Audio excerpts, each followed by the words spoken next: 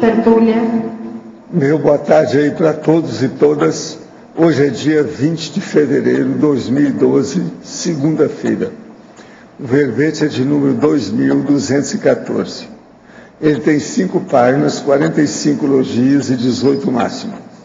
Eu enfatizo aí a divisão do detalhismo, que tem 11 máximas. O tema, o título, Polianismo terapêutico. A especialidade, criticologia. Quem redigiu esse verbete foi a nossa veterana, professora Adriana, que com esse aqui ela inteira 20 verbetes defendidos, tá certo? Eu chamo a atenção para vocês sobre isso. Como é que vocês estão? 20-0? 20-1? 20-2? Está demais, né? Definição. O polianismo terapêutico é a técnica de interpretação da realidade de modo otimista e traforista, com foco no melhor de pessoas, grupos subhumanos, ideias, contextos e ambientes, sem a perda da panorâmica geral e com exercício do autodiscernimento cosmoético, a fim de combater o vício cronicificado da perspectiva pessimista e trafarista do mundo, pautada na hipercriticidade refletida e anticosmoética. A aplicação da dúbio-penseridade técnica, o empenho na reciclopenseridade evolutiva, a construção da benigno-penseridade lúcida, a conquista gradativa da maturo-pensenidade, o exercício da autopensenidade aberta, flexível, lúcida, racional, otimista, realista e cosmoética.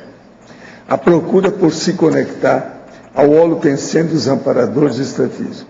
Os esforços para a implantação de holopensene pessoal interlúdico.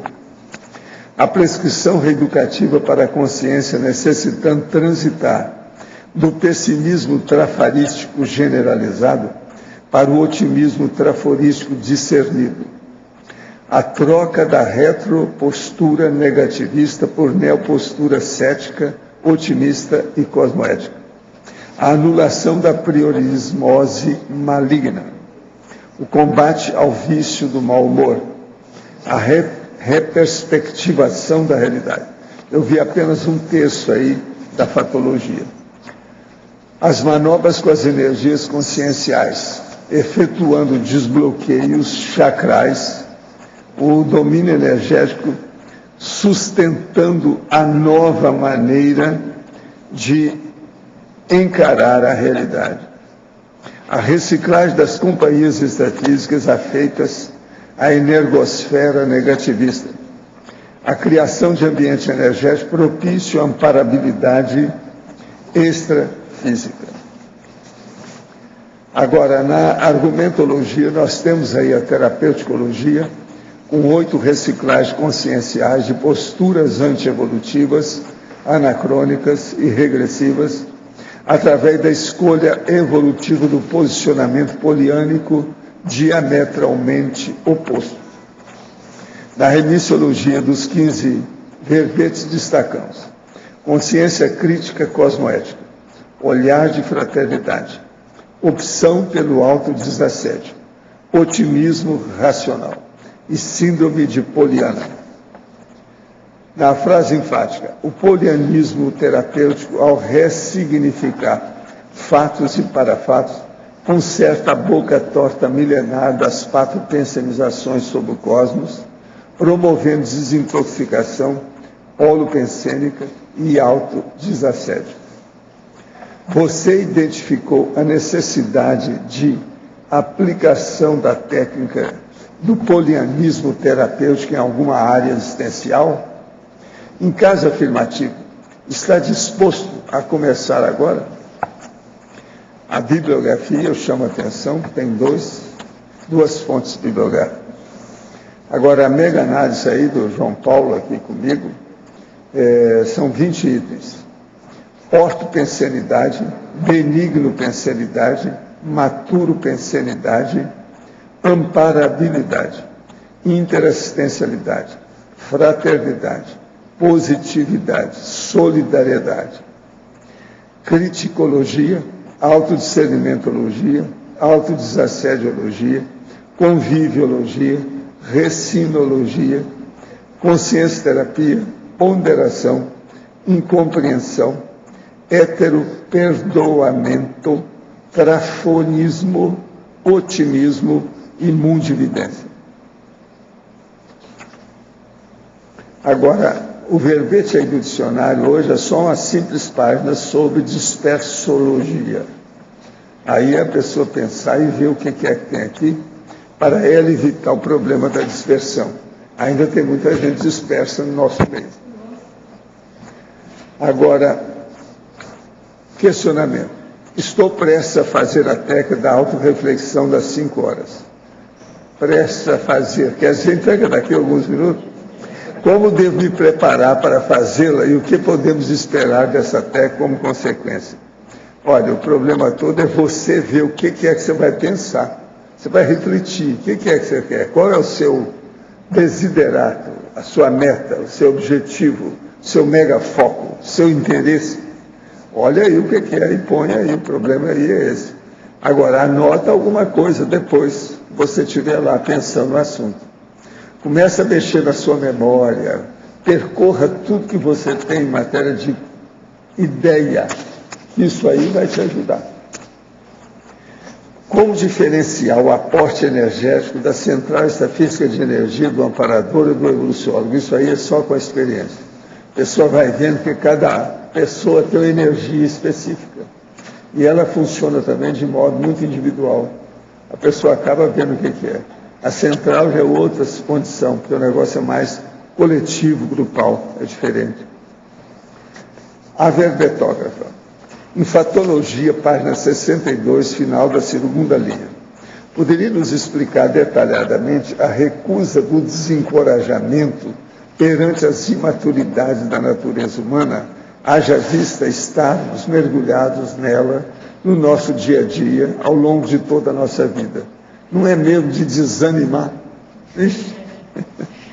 Bem, aqui a gente está colocando até, quando a gente começa lá na página anterior, quando a gente começa a opção pela atuação à margem do desânimo, opção por suprimir zangas, queixas e amuos, a renovação do ânimo perante situações árduas, embaraçosas e desastrosas, a aprendizagem do traforismo e a recusa ao desencorajamento perante as imaturidades da natureza humana, todas essas colocações aqui da patologia são baseados no perfil da Poliana, né, dos livros, da personagem, que tem, principalmente nesses 2 livros principais, que são da autora mesmo, né, porque depois criaram outras Polianas.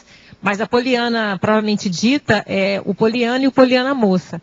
Então, baseado nisso, já que o verbete é o polianismo terapêutico, são formas de encarar a vida de uma forma mais assistencial. Então, se a gente está usando agora, aproveitando isso para falar das posições da conscienciologia, se a gente começa a desanimar, desencorajar perante as imaturidades da natureza humana, a gente não faz mais nada. A gente não vai fazer mais assistência, a gente não vai... Esquece.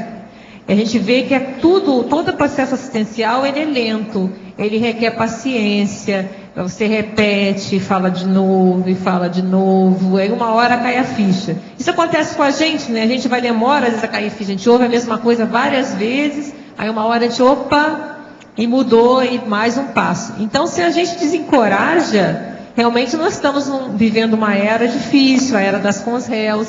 Mas se a gente desencorajar, o que está acontecendo? Não vai adiantar nada. A gente vai com aquilo que o professor Valdo fala, né? Cabe um buraco, entra dentro e não dá endereço para ninguém. Então a gente tem que buscar renovar esse ânimo para fazer a assistência necessária, seja para a consciência, seja para quem for. No Polinomiologia, página 63. Poderia nos falar mais a respeito do segundo polinômio? O segundo é a autovigilância quanto ao polinômio, distorção perceptiva, distorção parapsíquica, distorção cognitiva e distorção mnemônica. Isso entra na questão dos limites do polianismo, né? Porque a gente mesmo já vai trazer um próximo verbete em breve, que é o síndrome de Poliana, que é nosográfico. que é aquela questão de você ver a vida cor-de-rosa, sem discernimento e se colocar em riscos. Então, isso tem correlação com isso, que a gente fala depois aqui, ó, na sindromologia. Os limites do polianismo na evitação dos excessos da síndrome de Poliana.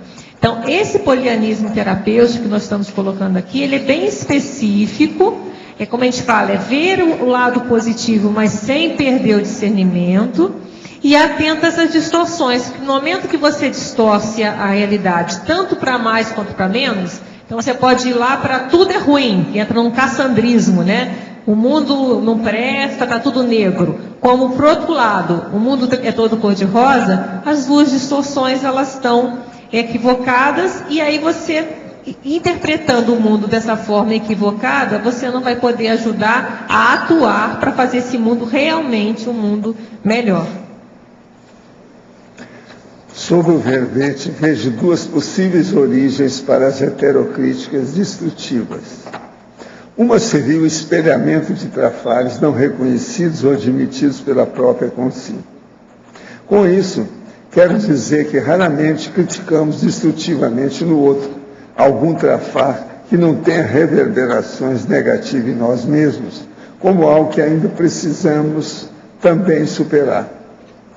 Outra origem, acredito que possa ser por interprisão grupo kármica. Poderia comentar?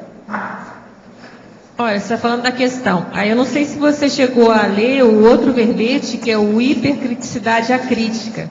Que ele realmente é o primeiro, né? Eu fiz primeiro hipercriticidade acrítica, que é justamente essa capacidade de você, às vezes, exagerar na questão da crítica e perder a mão, ser excessiva e com isso não ser eficaz. Então você fala da questão da interprisão grupo kármica, não ficou tão claro qual seria a razão. E a outra, às vezes, você está criticando em função de alguma coisa que te incomoda. E eu discordo com você quando você fala que, eu acho que você fala que raramente, né, a crítica pode ser mais destrutiva. Eu acho que não. Às vezes a nossa crítica, na maioria das vezes, como nós ainda somos muito emocionais, muitas vezes a gente perde a mão, sim.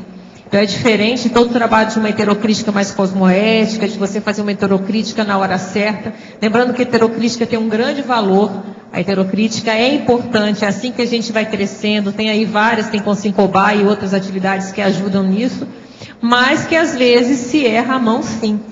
Então, quando a gente falou lá na hipercriticidade acrítica, o polianismo é justamente uma forma de ajudar, fazer o contraponto, porque um contraponto seria a criticidade, da pessoa começa a não criticar nada, ou ela critica demais em excessivo, ou ela não critica nada. E o meio termo seria o polianismo terapêutico, que seria uma forma de você mudar e mudando a mundividência, mudando a forma de ver a vida, mas sem perder a questão da atenção, do discernimento, da assistência, sem perder isso de vista.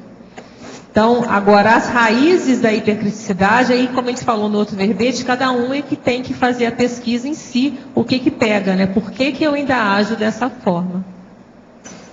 Professora Adriana, como diferenciar o polianismo terapêutico consciencial do taconismo consolador superficial? Olha, é bem diferente. Como a gente falou, o polianismo, você não perdeu o discernimento. A gente coloca lá na definição, até para deixar bem claro, olha, sem a perda da panorâmica geral, que seria a cosmovisão, e com exercício do autodiscernimento cosmoético. Então, em nenhum momento, esse polianismo, da forma que está sendo colocado, é só tacom, é tampar o sol com a peneira. Não, você vai ver a realidade do jeito que ela é. Acontece que, muitas vezes, quando você faz o excesso, por exemplo, se chega numa parte de uma inferência, tem 50% de ser ruim e 50% de ser bom. E aí, às vezes, se a pessoa tem uma tendência mais negativa, ela vai só olhar aquele lado negativo. E é aquela questão do copo meio cheio e copo meio vazio. Então, você pode ter o discernimento para verificar realmente os pontos daquela realidade, o que tem de trafar, o que tem de trafor, e você buscar o que eu posso fazer para contribuir para que esse trafor, essa condição mais traforista, venha a prevalecer. Então, isso tem muito discernimento. É diferente da TACOM. Eu não vejo como ser igual, não. Em Efeitologia 62, terceira linha, poderia discorrer sobre os efeitos solidários do entendimento da interdependência evolutiva? Bem, se nós começamos a entender a fundo a questão da interdependência evolutiva, que nós somos um grupo, que a gente só evolui um ajudando ao outro, então essa conscientização que estamos todos no mesmo barco é que vai dar como efeito disso uns efeitos solidários, porque se você vê isso, você tem uma motivação para ser mais solidário com as outras pessoas, porque você vê que você não está sozinho, você não é uma ilha. Então é isso que a gente queria colocar aqui, que é essa compreensão mais ampla é que vai dar como efeito a questão da solidariedade. Na Sinergismologia, página 62, quarta linha. Poderia expandir o sinergismo para a perceptibilidade, mental somaticidade? Sim. O que é o sinergismo? São duas coisas que estão trabalhando juntas e elas ampliam. Então, se para nessa questão do próprio polianismo, que é a questão de você avaliar a realidade de outra forma, esses dois fatores eles têm uma correlação muito grande. Primeiro, a questão da parapercepção, é que você vai realmente com isso, você vai observar o contexto de uma forma mais ampla, que você vai conseguir enxergar um pouco mais dos bastidores daquela situação, do processo energético, dos holopensenes envolvidos, e faz sinergia com a mental somaticidade, aqui no sentido da questão da intelectualidade, do conhecimento. Então, você conhecendo, você tendo uma série de conhecimentos junto com a questão do parapsiquismo, essas duas coisas vão juntas ser sinérgicas e vão favorecer uma visão melhor, mais fidedigna das situações. Poderia ampliar em Teoriologia, página 62, os ressarcimentos da teoria das interprisões grupo-kármicas? Até o professor Rui falou isso ontem, né? Ele comentou a questão que às vezes quando a gente está no processo da recomposição grupo-kármica, às vezes a gente faz, o negócio volta. Aí vai, se a gente perde a paciência por aquela situação, às vezes não resolve, ou não passa do gargalo, a gente pode até piorar, né, e voltar para trás, que a gente vai fazendo mais interprisões. Então a gente vê que a questão do polianismo, ele ajuda nesse ressarcimento das teorias da interprisão grupocármica. Porque se a gente pensar que a gente tem dívidas, então se a gente começar a buscar ver nas pessoas de uma forma mais traforistas, a gente tem mais chance de começar a pagar essas dívidas com essas mesmas pessoas. Então isso vai facilitar todo esse contexto aí. Eu estou aqui com uma estatística da retrospectiva dos 10 anos do curso Balanço Existencial. É de 2003 a 2012. Então tem a quantidade de participações do curso, gênero de participantes e quantidade de docentes por curso, quantidade de cidades e países atendidos, percentuais de participações da cidade de Foz do Iguaçu, resultado financeiro bruto, curso Balanço Existencial. Agora, o atual balanço desse ano tem 111 alunos, 33 cidades, 85% fora de Foz, 8 alunos pela primeira vez na Conscienciologia, 15 é a primeira vez no CAEC. Por aí nós temos uma ideia da expressão e magnitude desse curso atualmente. Agora, outra coisa que eu queria chamar a atenção para vocês é sobre a teática do Código Pessoal de Cosmoética. Isso vai ser no dia 23 a 25 de março e depois de 25 a 27 de maio. É o módulo 1, módulo 2. Aqui nós vamos ter estudo: interassistencialidade, princípios e valores, incorruptibilidade, intencionalidade, autodesassédio, autocrítica. Agora, estamos trabalhando com a PROEX, Strafores, Trafares, reciclagem, anticonflitividade. Agora, a equipe docente tem a professora Cristina Aracaki, a Cristina Vicentini, professora Everaldo Bergonzini, professora Juliana Remédios e o professor Marco Antônio. De modo que é bom você já começar a pensar e entrar em contato. teáticas do código pessoal de cosmoético. A maioria aqui tem dificuldade de estabelecer o código pessoal de cosmoético. Esse que tem essa dificuldade precisa de fazer esse curso. O que está esperando? De entrar nessa. Isso é o máximo. É positivo. Já tem experiência. Agora, gente, eu entrego, então, a professora Adriana para vocês. Adriana, vive aqui no ar. Na página 64, no polianismo, aprofunda para mim a alta aplicação técnica, criteriosa e ponderada do otimismo poliânico, mantida com vontade firme e perseverança, pode agir terapeuticamente no auxílio às modificações no próprio temperamento. Sim. Vamos lá. Primeiro, o polianismo. O que ele fala? A gente começa, acho que para contextualizar, vou começar aqui do início, né? A gente fala que a conduta da personagem poliana inspirou a denominação da síndrome de Poliana, para o quadro nosográfico caracterizado pelo otimismo extremado, justificável, generalizado, alienante e inconsequente. Lembrando que a questão da síndrome de Poliana não é só nossa conscienciologia, isso existe, nos Estados Unidos tem muito estudo sobre isso, então é bem conhecido, tá? E aí entra o polianismo, que aí já entra o nosso trabalho. Por outro lado, condutas da mesma personagem podem inspirar positivamente as recins evolutivas de personalidades com temperamento tendente ao pessimismo, à taciturnidade, quer dizer, tendência mais ao mau humor, à insatisfação, e à irascibilidade, que é a pessoa mais irritadiça, mais raivosa. Então, esse tipo de temperamento, ela vai ser muito ajudada com a questão do verbete, que é o polianismo terapêutico. A gente vem. A alta aplicação técnica, criteriosa e ponderada desse otimismo poliânico, mantida com vontade firme e perseverança, porque é um trabalho, a gente sabe que temperamento é a última coisa que a gente muda, né? Ele pode agir terapeuticamente no auxílio às modificações do próprio temperamento. E aí a gente vem colocando aqui logo depois essas 8 reciclagens, esses 8 contrapontos.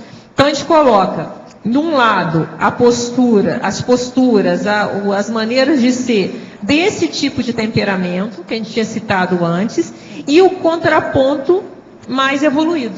E a gente sempre baseando a paciência poliânica, a disposição poliânica, tudo isso a gente pega lá no livro mesmo. A gente vê que tem trechos do livro que exemplificam cada uma dessas posições aqui. E aí a gente vê como que isso pode ajudar a gente chegar a condições evoluídas. Que aí é para todo mundo, para todos nós aqui, ó. Heteroperdoamento assistencial, mundividência traforista, amabilidade harmonizadora, solidariedade operosa, disciplina autopensênica, otimismo condicional, autodesassédio emocional e comunicabilidade sadia. Então, como que a gente, pensando um pouco nessa questão, a gente pode até ajudar a alcançar essas condições até mais evoluídas aqui. Certo. Você está falando do autodesassédio emocional, né? Isso. A gente sempre tem algum componente emocional que acaba pegando, né? E eu venho trabalhando algumas questões nesse sentido e tenho identificado que o processo de domínio energético influencia muito fortemente no processo das recins. A gente tem muita dificuldade de fazer manutenção dessas ações que a gente está fazendo, as reciclagens. A gente não está trabalhando o processo energético mais fortemente, né? Então... É isso mesmo. Tanto é que a gente coloca aqui, ó, lá no ciclo, a gente fala, ó, a premência do ciclo assim diz assim. Sem isso é muito difícil a gente mudar alguma coisa.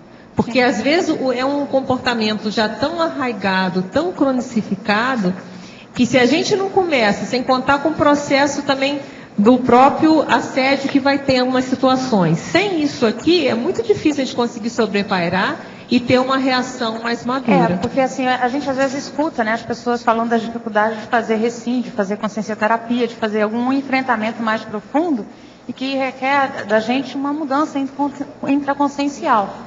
E às vezes, isso quando não está calçado junto com o processo da assim diz assim, é difícil, porque você volta novamente a dar espaço a partes tensênias que não também são só seus, né? As fissuras estão ali e você não faz o reforço energético para poder fazer as alterações. Agora, não esquecendo que o primeiro poder consciencial é vontade. Então, o que vale é a nossa vontade. Sim. Se a gente quer mudar, ninguém segura a gente. Não. E aí, aquela questão da opção pelo desassédio. Né? O primeiro passo, eu optei. Eu quero me desassediar. Aí que a coisa começa. Uhum. E aí que começa toda a relação para a gente realmente, aí vem trabalho de energia, melhoria cosmoética, um monte de passos para a gente realmente conseguir se desassediar até chegar na desperticidade. Agora, sem aquele primeiro posicionamento, que é a opção, sim, não tem nada. Então, é importante a gente ressaltar isso. Quer dizer, é essa opção que vai motivar para tudo o resto, trabalho de energia, sim, todas as outras condições que vão dar o suporte, como você está falando, para a gente fazer as reciclagens. Porque senão a gente vê ações que às vezes as pessoas tomam unilateral, né? E às vezes quando você vai ter que fazer mudança nesse nível, você tem que fazer ações que estão em várias dimensões, né? Não só no corpo emocional, mas aí energético também. Favor aprofundar na pensenologia, página 61, quinta linha.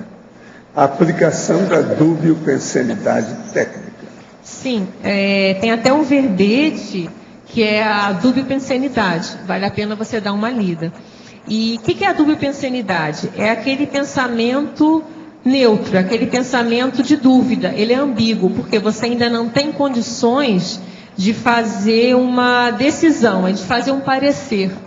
Então, a dupla-pensenidade, como a gente falou, ele é neutro. Você pode ser patológico, a pessoa pusilânime, então ela vive de dupla-pensenidade, ou não, até aquele momento que, olha, ainda não fechei questão, ainda estou na dúvida, então precisando ainda de mais informações. Então, por isso que a gente falou a dupla-pensenidade técnica. Porque muitas vezes, essa questão que a gente falou, dessa perspectiva mais pessimista, mais trafarista, como a gente falou no hipercriticidade acrítica também, é uma boca torta, é uma priorismose. Então, se você é a priorismose, você já fechou a questão antes da situação. Então, a dupla-pensenidade é a hora, calma, ainda não sei. Deixa eu ver aqui, deixa eu olhar os fatos, para eu realmente fazer um parecer baseado em fatos para fatos. Então, isso que a gente queria aqui ressaltar. Professor, como funcionam os medicamentos genéricos? Podemos confiar quando dizem ser iguais aos originais? Olha, existe aí uma conduta que alguns colegas nossos usam, que é uma coisa que tem sua lógica.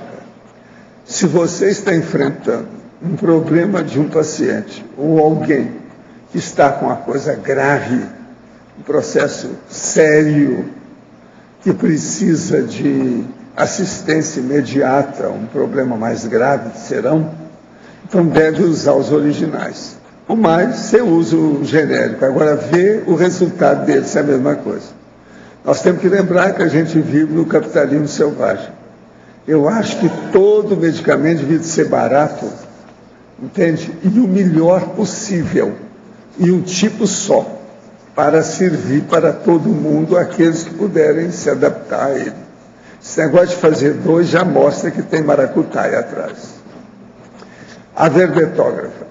Na fatologia, página 62, segunda linha, a recusa ao desencorajamento perante as imaturidades da natureza humana. Poderia ser colocado o adendo, natureza humana baratrosférica e não só natureza humana? Nem todos têm esta natureza tendente às malignidades. Não, mas olha só, quando a gente fala de natureza humana, a gente está falando das imaturidades conscienciais que todo mundo tem. Então, a gente não necessariamente é só a natureza baratrosférica, mas existe às vezes por ignorância. Então, às vezes as pessoas pisam na bola, não só por mal intenção, às vezes por falta de conhecimento mesmo. Então, eu acho melhor deixar mais geral mesmo, que é a parte da nossa, aquela natureza mais animal, aquela natureza mais imatura, até que a gente fala as imaturidades. Então, a gente tem que ter paciência, porque todos nós estamos em processos evolutivos. Então, todo mundo tem trafora e tem trafar. Se a gente começar a focar só nos trafares dos outros, a gente não convive com ninguém. Fica impossível. Então, por isso que eu ainda acho melhor deixar do jeito que está, mais amplo, que é para você não desencorajar mesmo com as imaturidades. Nem as suas, né? Nem dos outros. Poderia explicar na parafatologia, página 62, terceira linha, a reciclagem das companhias extrafísicas afeitas à energosfera negativista? e a criação de ambiente energético propício à amparabilidade extrafísica.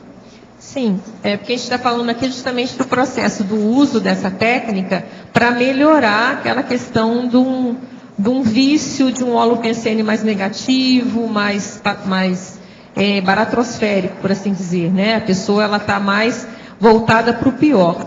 Então, na hora que ela tem essa maneira de encarar a realidade, ela atrai uma série de companhias afins a esse modo de ver a vida. Então, ela tem umas companhias afins a esse processo.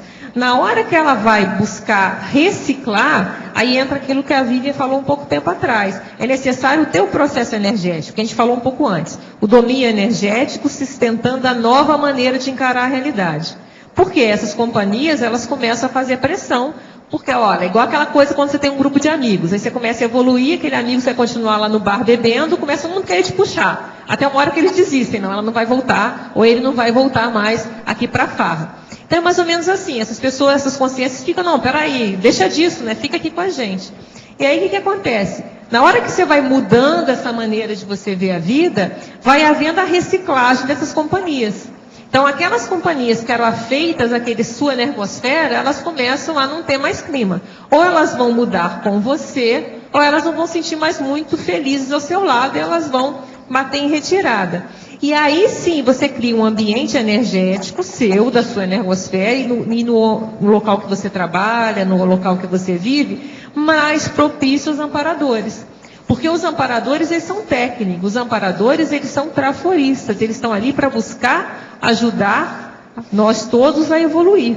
Então, se eu começo a ter essa visão, mais de querer assistir em primeiro lugar, eu estou buscando afinidade agora com quem? Com essas companhias. Então, eu vou melhorar o meu clima para eles chegarem mais perto de mim, ou eu percebê-los com mais facilidade.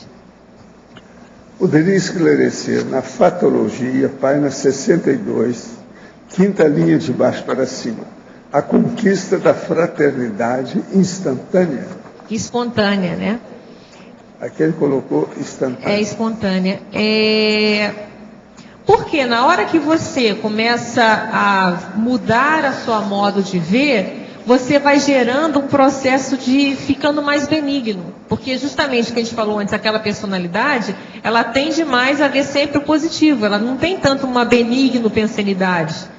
Então, aqui é o pensamento mais de auxiliar, de ajudar. E no momento que ela vai mudando o próprio holopensene, mudando o modo de ver a vida, ela vai conquistando esse processo dessa fraternidade espontânea. Ela não faz força. Então, no início, a pessoa vai fazendo força para ser mais assistencial, força para ser mais solidária, força para ser mais fraterna. Chega um ponto que isso já faz parte da personalidade. Então tem pessoas que já têm isso naturalmente, elas já são mais dispostas a ajudar. E outras, elas precisam construir essa tendência. É isso que a gente está querendo ressaltar.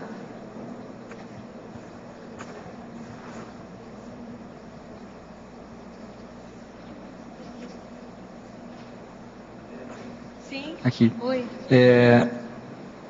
Eu acho que, de certa forma, já está no verbete, mas eu acho que seria interessante colocar uma conexão mais específica da opção pelo auto-assédio, que é esse outro verbete, na pensenologia, e eu estava pensando ou na pensenologia ou na fatologia, a profilaxia da autoassedialidade pela heteroobservação traforista.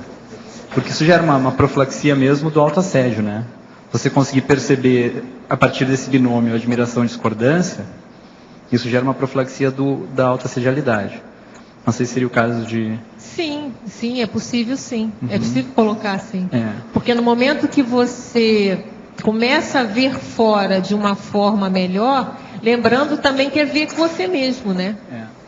E aí isso vai fazer essas reciclagens, porque quebra essa questão de melindre, muita coisa. Aí entra a questão do perdoamento que a gente coloca lá atrás, né? Porque você começa a compreender mais. E lembrando que a gente coloca em vários momentos aqui a questão que é importante da prevenção. Os efeitos evolutivos da precaução cosmoética. Da desintoxicação holopensênica também.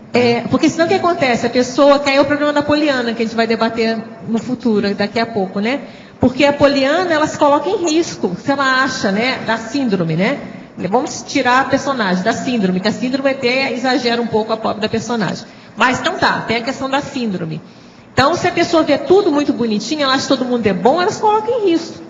E às vezes as pessoas confundem que o heteroperdoamento, então eu perdoei. Então, perdoei você agora, amiga de infância dessa pessoa. Peraí, se ela já fez uma besteira, eu vou lá pôr meu pé para ela pisar de novo? Então, você perdoa, eu acho que eu coloco em algum lugar aqui. Com precaução. Peraí, quer ver?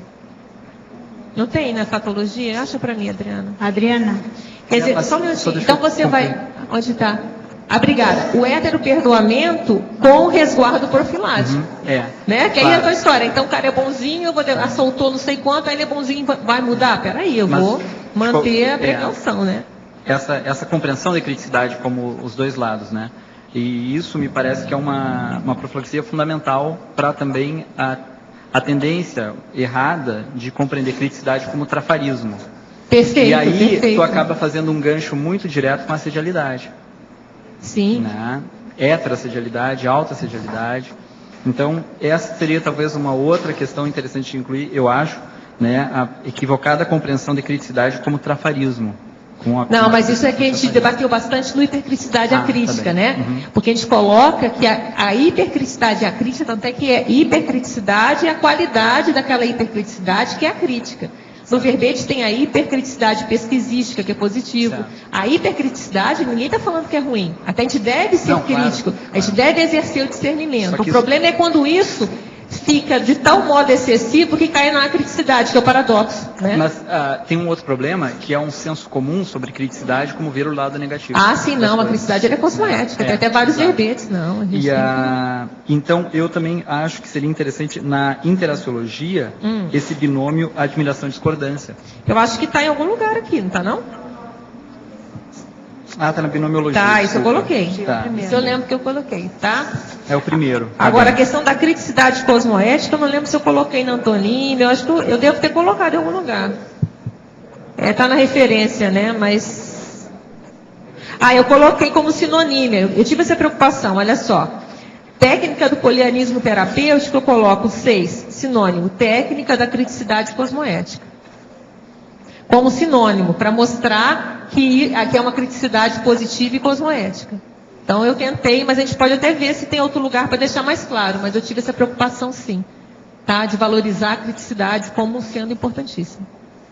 Tá? Adriana. Se alguém começou a falar. Sim, aqui, não, porque estavam falando a respeito da criticidade, eu achei aqui um item na página 62, quarta linha de baixo para cima, o otimismo sem distorções de fatos e parafatos, que é quando a pessoa realmente encontra a solução, né?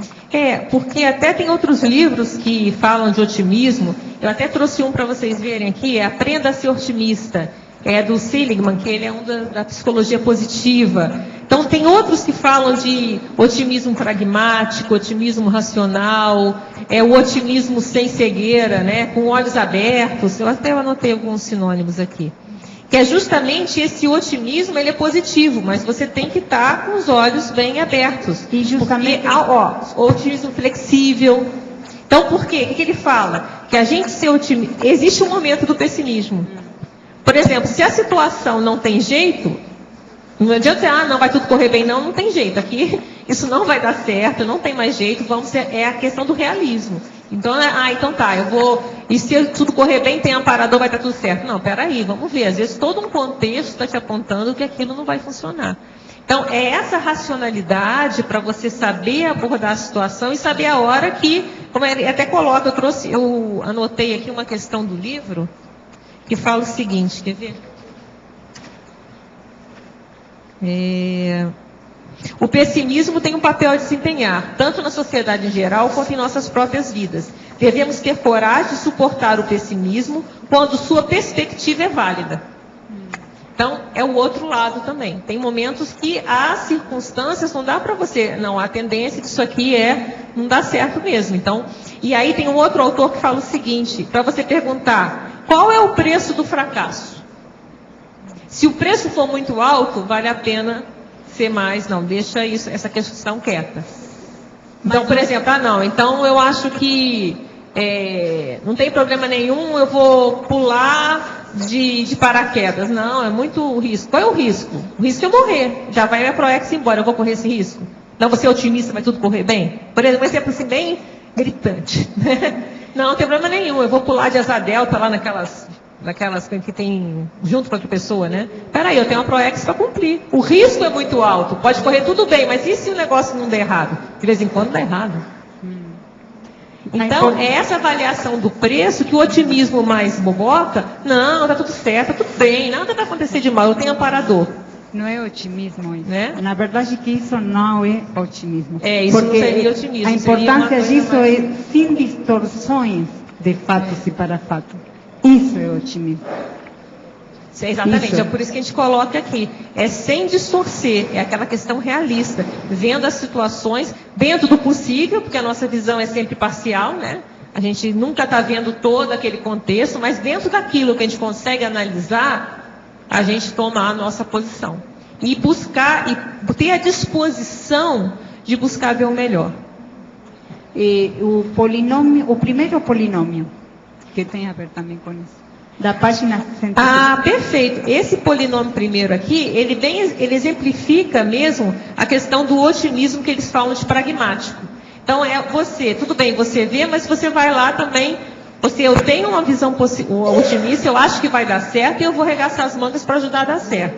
Então, ele vem, interromper o ruim, consertar o problemático, fortalecer o correto e qualificar o acerto. Então, esse é o otimista correto, né? Que a gente coloca no sinergismo também aqui, o segundo sinergismo. Autossuperador, senso agudo de realidade, quer dizer, a pessoa ela tem um senso agudo para analisar a realidade, a ver os fatos e para fatos. Um otimismo racional, quer dizer, avaliar isso de uma forma otimista, mas pautado no raciocínio, na lógica. E, por último, ter a proatividade cosmoética de ir lá buscar resolver a situação dentro do possível, dentro do que ela tem condições de fazer. Então, aí, esse que é o otimismo, como eles falam, pragmático, prático, e assim vai. Adriana, aqui na letra D. Sim, pode falar. Página 63, interaciologia. A interação mundivivência, traforista, autoconfiança. Poderia falar mais a respeito? Achei. Página 63, achei. Lá no começo. Obrigada. A multivivência traforista, a autoconfiança. Porque se você começa a ver não só você mesmo, mas como os outros de uma forma mais traforista, isso vai gerar confiança dentro do realismo. Primeiro em você. Se você olha para você e começa a ter uma consciência daquilo que você é capaz de fazer com muito realismo, até aqui eu vou, até aqui meu parapsiquismo vai, até aqui minha intelectualidade vai. Eu tenho confiança que diante de determinados desafios eu dou conta. A mesma coisa determinado, você está olhando para um grupo, você já mais ou menos identificou com certo realismo os trafores daquele grupo. Então você sabe que aquele grupo funciona bem em determinadas circunstâncias. Dependendo do trabalho, eu falo, não, eu tenho confiança de que isso vai dar certo. Eu tenho autoconfiança até no grupo também. Então a gente vê que essas correlações, na hora que você vê o melhor de uma forma realista, isso vai ter um impacto imediato na autoconfiança. Lembrando que isso aqui é uma interação, tá? Quando é binômio, é mais assim, vamos dizer, mais grudado. É uma coisa que uma coisa leva a outra. A interação é dizer que uma coisa, ela interage com a outra. Pode não interagir, mas que tem pontos em comum. Obrigada. Tá E tem certo? mais um item aqui na frente. Fala, eu te pedi, deixa, vai. Na efeitologia... Fala. Acho que perdi agora. Espera só um pouquinho, desculpa. Não é efeitologia, é principiologia. Sim, pode falar. O princípio cosmoético de pensar no mal existente na consciência ao invés de pensar mal da mesma. Tá. Poderia explicar? Não, esse é um princípio que já existe, tá, na enciclopédia. E o que é isso, né? Eu acho que é o grande desafio de todos nós, né? Se fala muito para a gente não pensar mal dos outros. Então, aí algumas pessoas podem interpretar errado. Então, eu não vou pensar mal dos outros, vou virar poliana, todo mundo é santo. E não é isso. O não pensar mal dos outros é você vai pensar no mal do outro. Então você vai ver, olha, a pessoa tem essa imaturidade, ela tem esse trafar, ela tem essas dificuldades. Mas eu não estou carregando as tintas, eu não estou jogando emoção, eu estou analisando friamente. E aí entra a questão da assistência que vem depois. Então tá, eu tenho condições de ajudar? É diferente de pensar mal por pensar mal. Que é um vício, que é uma boca torta, que a gente pode dizer que grande parte de nós tem. Que é aquela tendência de pensar mal, fulano, hein? Fulano, ciclano, hein? E aquilo vai sair o quê daqui? E às vezes se tem emoção entre as empatias e as antipatias, aí é bem aquela história. O bonzinho, aquela pessoa que eu gosto, eu puxo para cima. Aquela pessoa que eu já não gosto muito, eu puxo para baixo. Então isso também não está ajudando nada. O ajudar é a gente conseguir ver isso aqui, conseguir implantar esse princípio. Pensar no mal existente na consciência. Que está em evolução, ainda tem uma série de coisas. Mas não estou pensando mal dela. Eu não estou querendo mal a ela. Eu estou simplesmente avaliando a situação. É que ela tem um serial killer lá, eu não tenho, não preciso ter raiva dele. Obviamente eu não vou chegar perto, vai fazer as medidas legais se for o caso, para separar da sociedade se for o caso. Vou ter a precaução, mas eu não preciso ter raiva, eu não preciso ter ódio, eu não preciso ter toda essa emoção. Não. É aquela outra metáfora da jaula, né? Eu não tenho raiva do leão, mas eu não vou entrar lá, todo mundo fazer um cafuné no leão, né? Não dá. Então eu tenho que entrar lá, se eu entrar lá, eu tenho que entrar muito bem resguardado. Para entrar na jaula, é mais ou menos isso que a gente quer colocar. Agora, para aplicar esse princípio, a todo momento você tem que estar lúcida com a sua intenção, né? Exatamente. Porque, né, você tem que ter bastante cuidado com essas outras variáveis, é questão, né, da energia. Qual o motivo que eu estou fazendo isso? É para quê? Para quê? A questão aí vira muito aquelas rodinhas de fofoca, né? Então, pensar, isso aqui geralmente dá uma sacada no holopensene. Quando começa essa rodinha muito assim, o negócio já ficou bem baratrosférico. É só sentir, se a pessoa sente um pouco de energia, ela já vê que o negócio não está bom. Então, eu saio de banda, se puder falar, não, senão faz retirada estratégica, né? É aquela questão, só estou comentando. Aí cada um que tem que ver a própria... Só tem energia que a gente já tem uma ideia, assim, como é que é a situação. Né? Fala. Adriana, aqui em cima no ar, é o primeiro... Onde é que é? Efeitologia. Tá. Fala um pouco dessa atração pelo abismo no polianismo. Tá. Como é que é isso? O que a gente quer dizer? É que se tem umas pessoas que falam isso, né? O fulano tem atração pelo abismo, né? É aquele holopensene da pessoa que ela, antes dela aplicar o polianismo terapêutico, né? Vamos supor, se ela é muito negativa, se ela só espera o pior de tudo, que é o holopensene que ela está criando. Ela está criando aquela nuvenzinha do desenho animado preta chovendo na cabeça, né? Ó céus, ó azar, né? Então é aquela nuvenzinha que bate aqui, e esse holopensene, ele vai ter efeitos, né? A lei da atração. Então, você vai, lei do retorno, ação e reação. A tendência acaba tendo atração pelo abismo mesmo. A tendência de acontecer coisas piores com essa pessoa, de acidentes, aumenta. É aquilo que o professor Valdo até comenta, né? Tem um negócio que está para cair, várias pessoas entram, aí entra um ciclaninho lá, cai na cabeça dele. Por que caiu no ciclaninho? Então, qual a predisposição para isso acontecer? Então, foi um holopensene que tinha predisposição para esse tipo de acidente. Então, a gente pode pensar, uma das hipóteses é a própria pessoa negativa, você começa a atrair situações ao seu entorno mais patológicas. Então, é que no coloquialismo se fala, né? A fulano tem atração pelo abismo. Então, ele tem um abismo, ele cai. Obrigada. Entendeu? Na pensenologia, página 51, penúltima linha.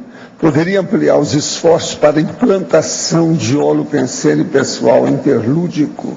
Eu acho que esse é o desafio da maioria de nós, né?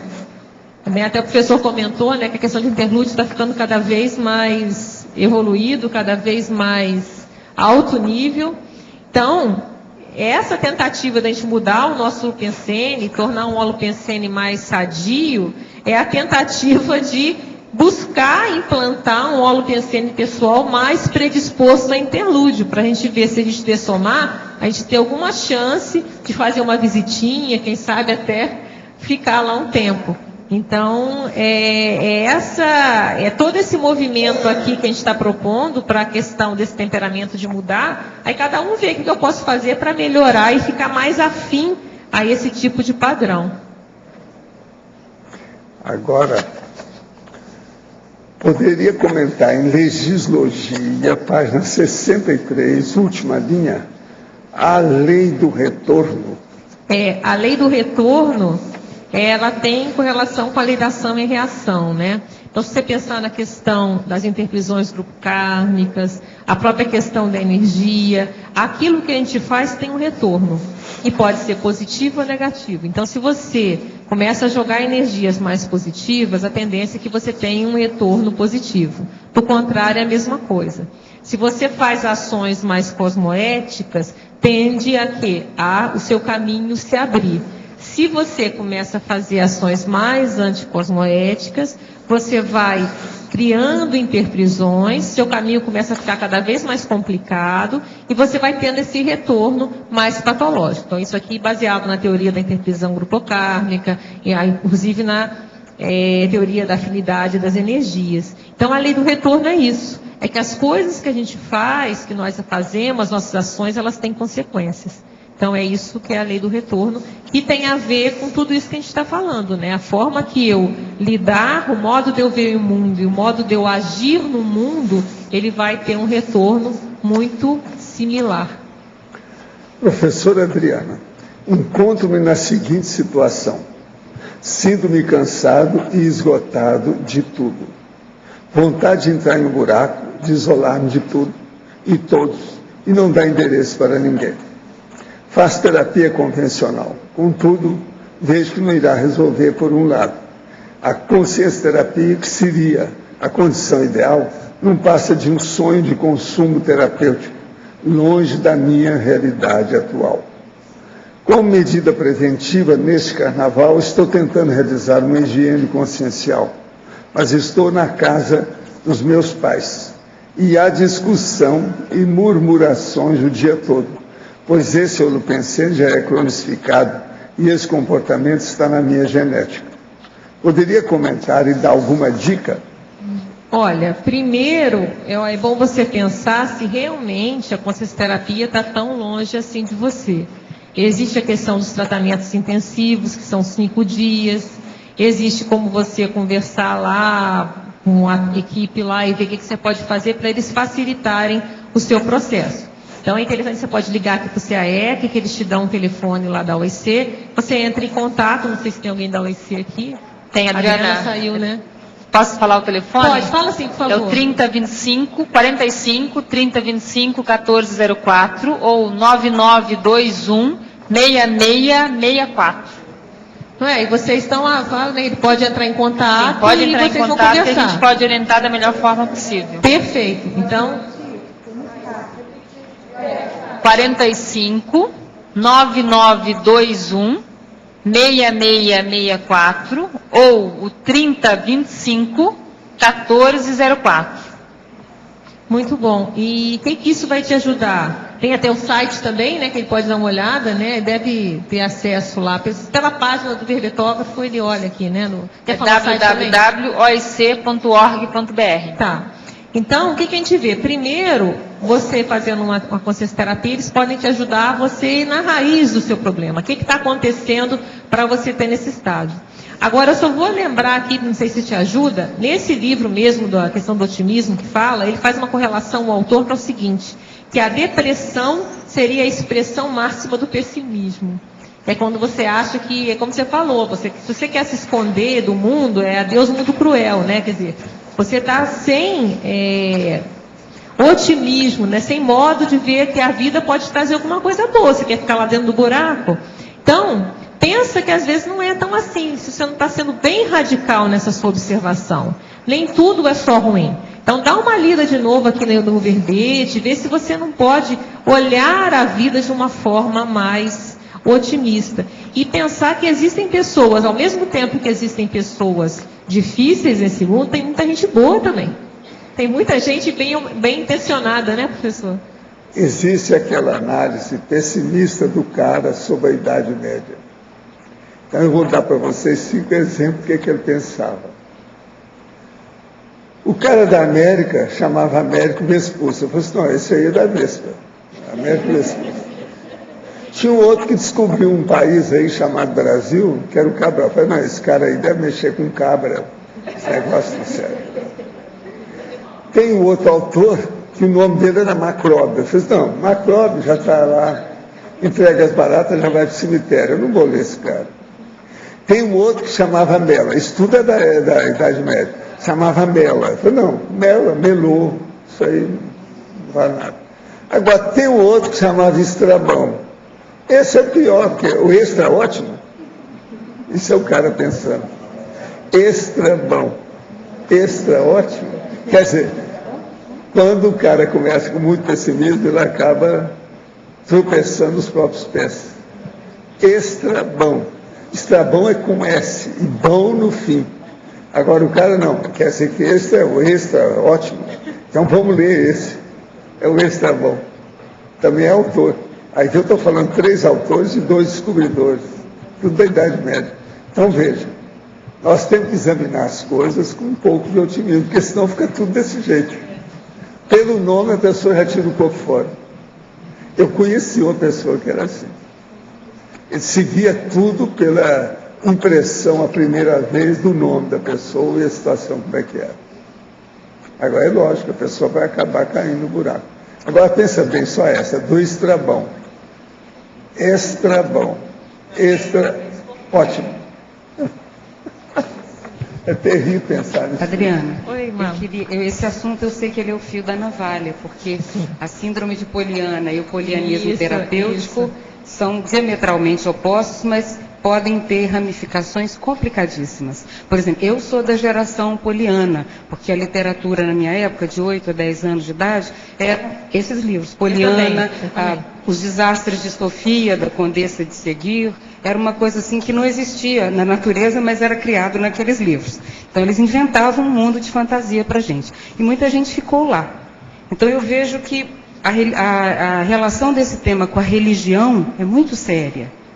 Porque a religião prega a síndrome de Poliana, ela prega essa síndrome de bondade deslocada, assim, forçada, e que a pessoa tem que ver um mundo cor-de-rosa, porque senão ela não é boa, ela não tem aquela bondade implícita. E eu vejo que muitos quadros que nós deparamos hoje com eles aqui, de ingenuidade, estão fundamentados nesse problema. Na síndrome de Poliana. No síndrome de Poliana, os enfoques religiosos que ficaram no paracérebro da pessoa, essa ingenuidade e essa falsa bondade, que quando você tenta trazer o realismo para a pessoa, ela fala, não, mas se você pensar bem, o fulano também é uma pessoa muito assim. Ele não fala isso porque ele tem um senso crítico.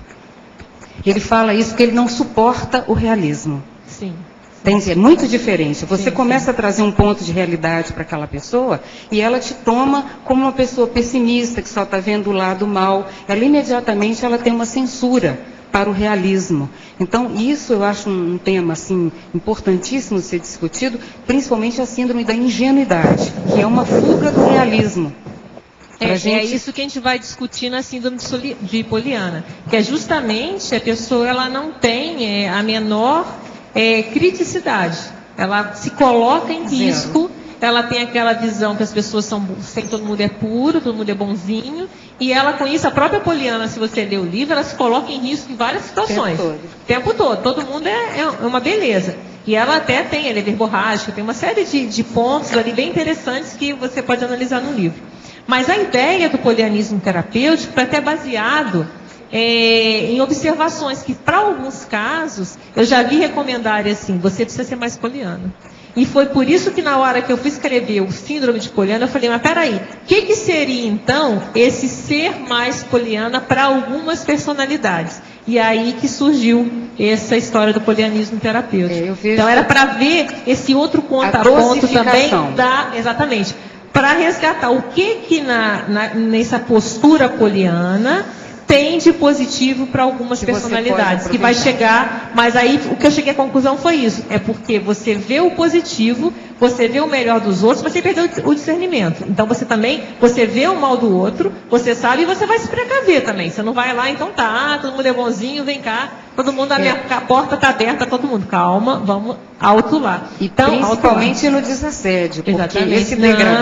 esse degradê é muito importante, ele é muito sério. E a gente vê também aquele binômio admiração e discordância, a pessoa pula da admiração com um salto mortal direto para a discordância, mas ela não consegue elaborar o que está no meio do caminho. Ela não faz o caminho, ela parte direto para o outro ponto. Ela anula aquela parte anterior, ela se vê como uma boboca porque tinha uma admiração por alguém que tem um defeito. A pessoa descobre que tem o defeito, ela dá um salto direto para a discordância e acabou, eliminou o outro lado. No hipercriticidade acrítica, a gente chegou a falar isso, o pensamento tudo ou nada, né? Então a pessoa ela começa a ser hipercrítica para um lado ou para o outro e caminho do meio ela não vai. Então é uma coisa ou outra, ou amo ou odeio, ou a pessoa é santa ou não presta, não tem um meio do caminho, não tem a nuance.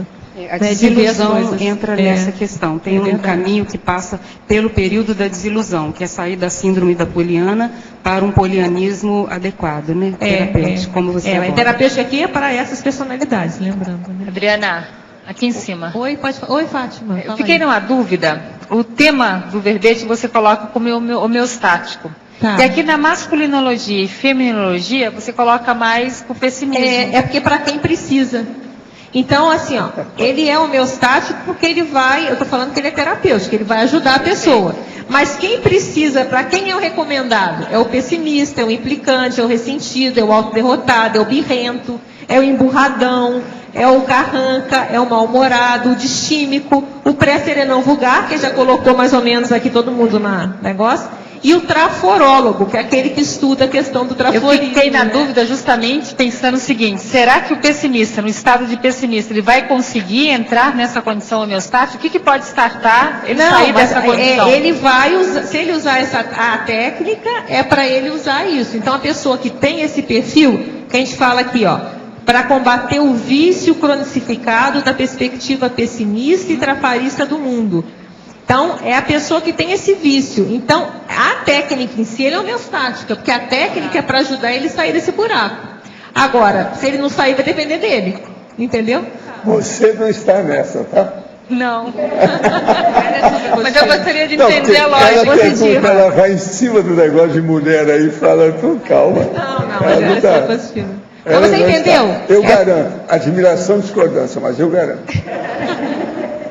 Entendeu, Fátima? É porque é para essas pessoas, mas o verbete, assim, o tema em si, eu não posso. Se é terapêutico, como é que eu vou falar que é nosográfico? Sim, foi essa dúvida.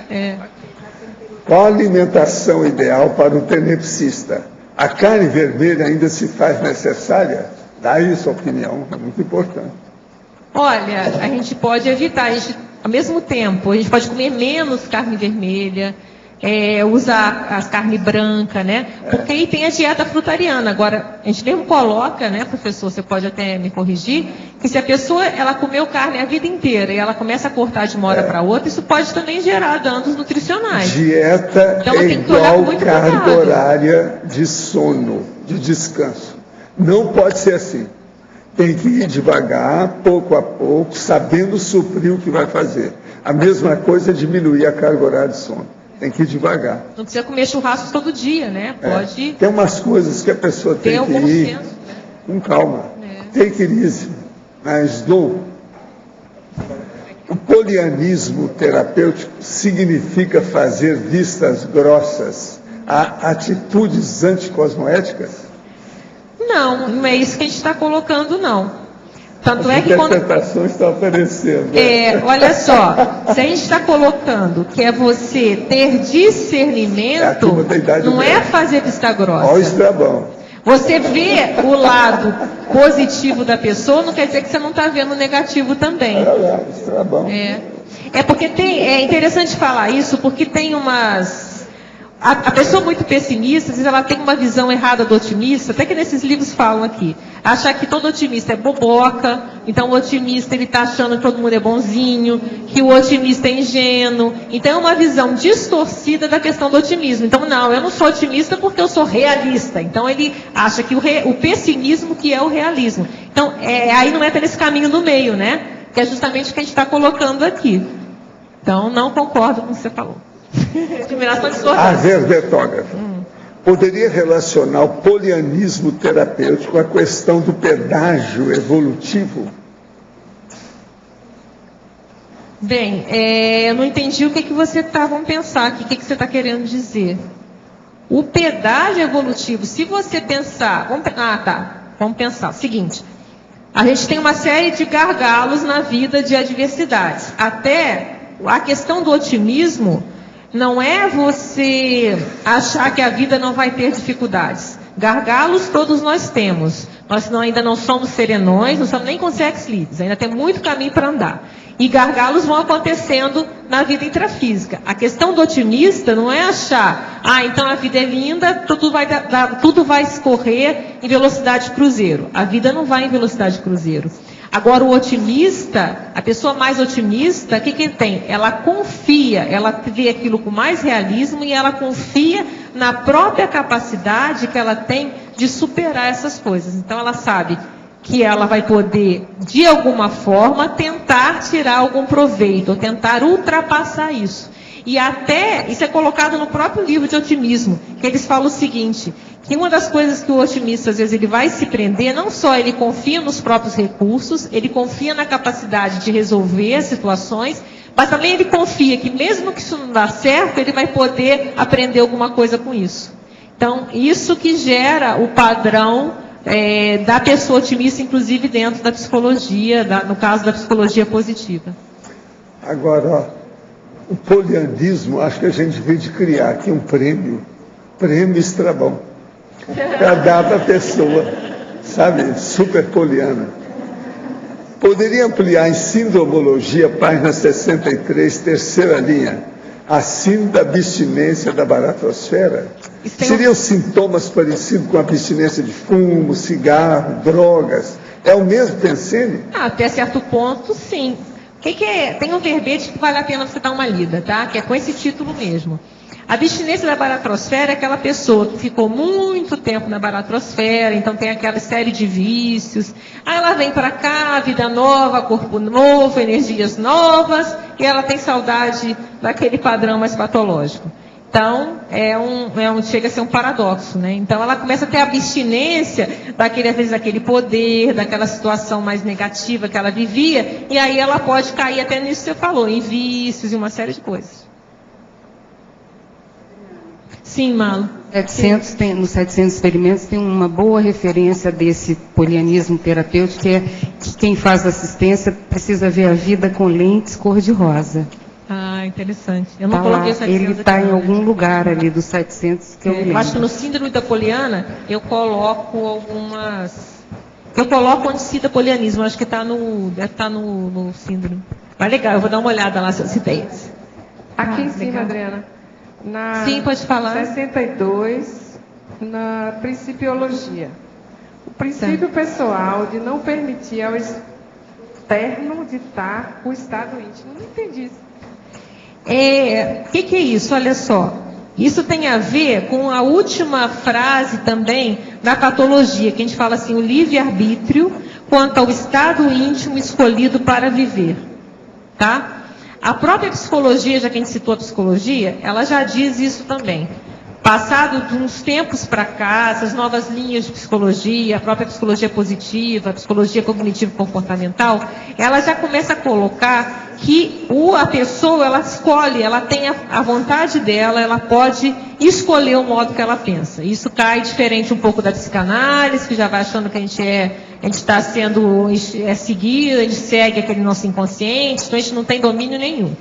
Então, já tem outras linhas que já estão começando a trazer isso. Se a gente pensa, então, agora da conscienciologia, a gente vê que o nosso maior poder é a vontade.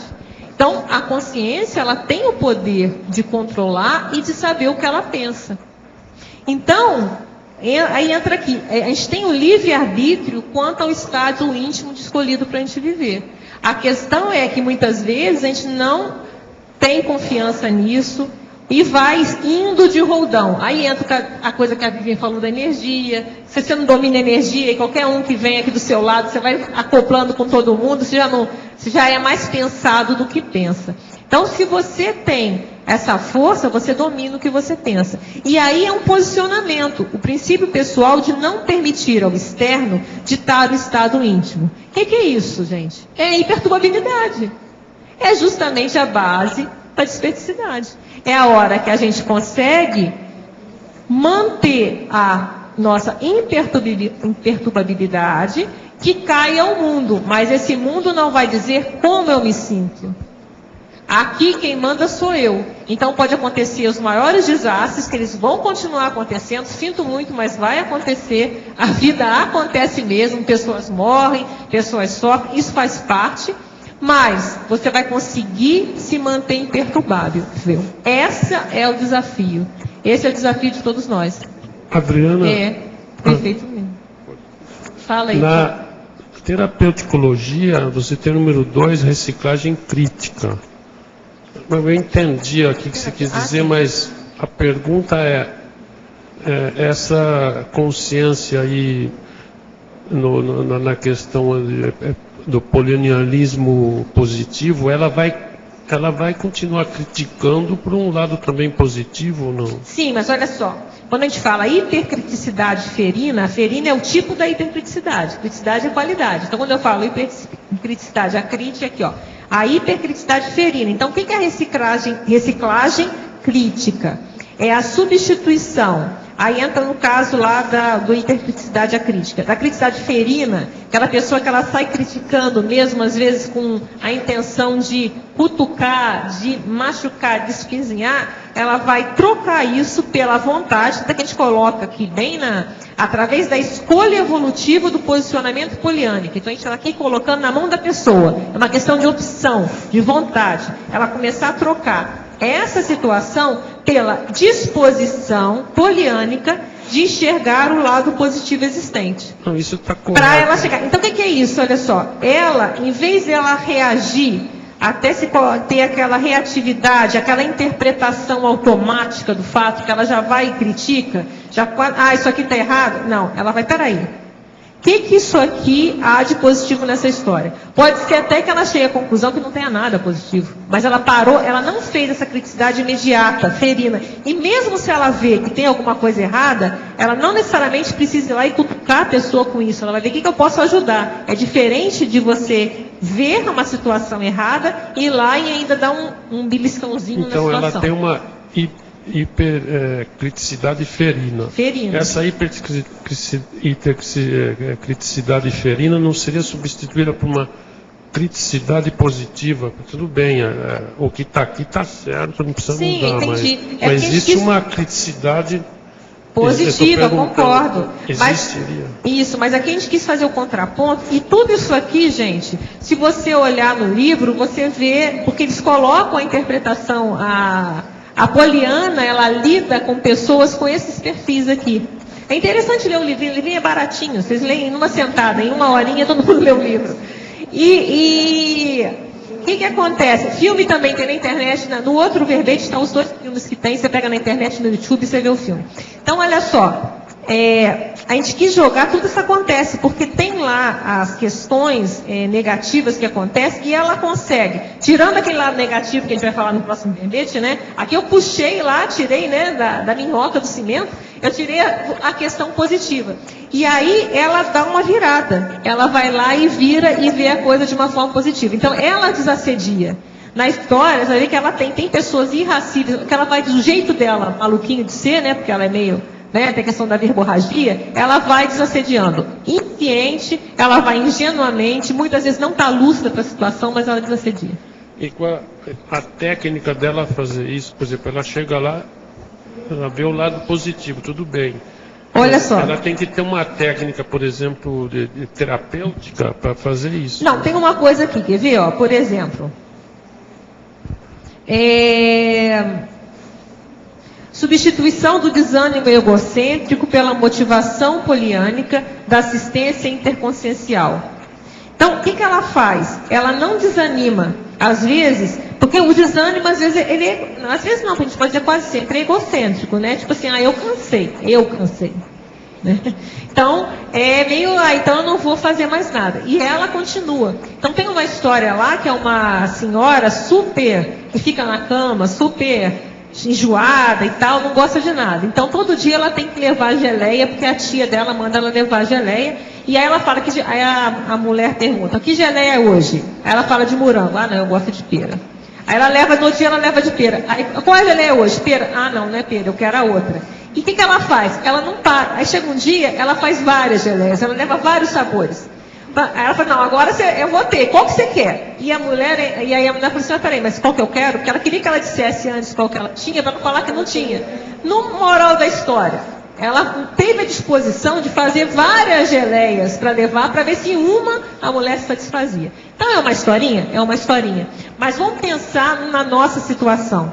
Na hora de fazer a questão de fazer uma assistência, em vez de desanimar, às vezes, na primeira situação, pensar: será que eu já fiz todas as abordagens? Será que eu ainda não consegui ainda acessar essa consciência?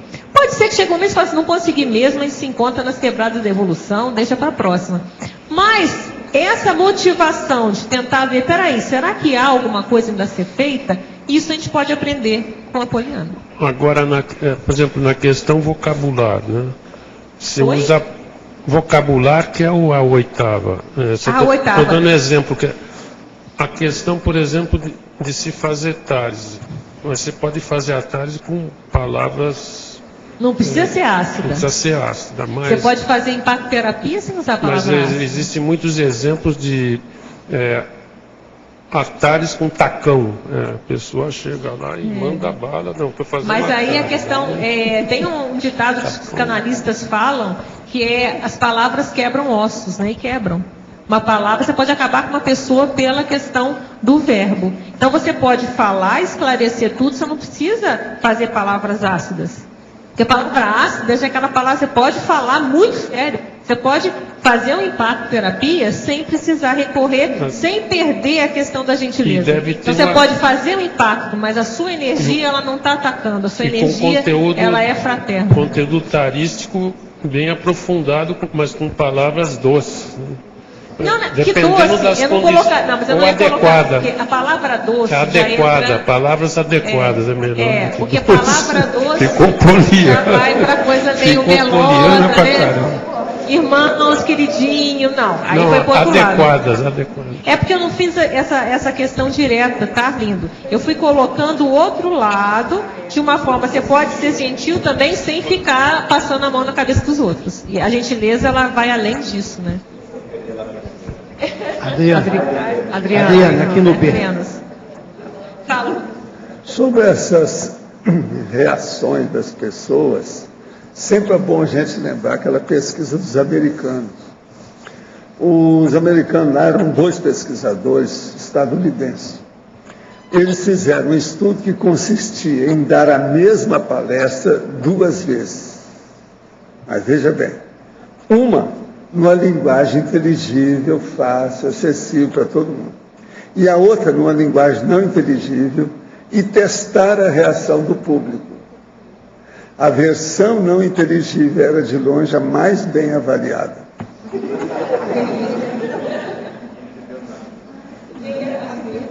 Vocês estão entendendo como é que é? Agora, outra coisa. Muita gente combate a erudição. E como é que tem essa reação? Olha só o paradoxo disso. Porque se ele fez com dificuldade da pessoa entender, tem que ter alguma capacidade de hiperacuidade maior. Como é que é isso? Mas isso é um fato. Isso é um fato. Isso aí foi feito, experimento. Adriana, aqui no B, Amado. O heteroperdoamento cego, a patologia da outra consciência, coloca-nos à mercê dessa consciência. Qual a melhor técnica para a superação desse traço? Como desbloquear a capacidade de leitura energética dessa consciência? Olha, você está falando que o heteroperdoamento ele pode te colocar em risco, é isso? O heteroperdoamento cego, a patologia da outra consciência, sim. coloca-nos à mercê do outro. Não necessariamente. Eu acho que não. Olha como é que eu vejo. Porque a gente tem que ser heteroperdoador. O fato de eu perdoar, eu não vou colocar essa pessoa dentro da minha casa. O fato de eu perdoar, eu não vou permitir que ela me assedie de novo. Aí entra a questão da precaução. Então, se vem um mega assediador, eu não tenho raiva dele. Agora, eu vou me precaver. Eu não vou deixar que ele... É uma grande assistência para ele eu não deixar que ele me assedie. Porque, pelo menos, ter prisão comigo você não tem. Daqui está livre. Aqui você não vai fazer. Então, eu não vejo que a gente fique à mercê do outro pelo fato de perdoar. Porque você não perdoa, mas sem ser cego. Então, acho que talvez você esteja colocando isso, né? Você perdoa, está perdoado, não tem um rancor de você. Agora, enquanto você não reciclar, eu estou aqui, você está aí, cuida da sua vida, o que eu puder ajudar, conta comigo, mas eu não vou abrir a guarda. Eu vou estar atento. Isso é o resguardo profilático. É a atenção, é a prevenção, é a profilaxia. Então, eu vejo mais ou menos por aí. Não sei se eu estou respondendo, Amaro, o que você está... Agora, essa outra questão aqui, qual a melhor técnica para a superação desse traço? Como desbloquear essa capacidade de leitura energética do outro? É aqui, né? É o que está na terapeuticologia. É o posicionamento por essas condições aqui, ó. É você buscar substituir esse lado que é mais patológico pelo reverso. Então, isso também não é uma coisa simples. Não se muda de uma hora para outra. Não se muda um vício de patopensenidade para uma ortopensenidade de um dia para o outro. Mas o que muda é o meu esforço para isso acontecer. Até a gente coloca na técnica, a técnica de morder a língua, né? Então, às vezes, ela é muito útil. Então, você morde a língua e não fala, às vezes. Se a pessoa é muito daquela de fazer a crítica, né? Ela não perde a piada, ela perde o amigo quando perde a piada, né?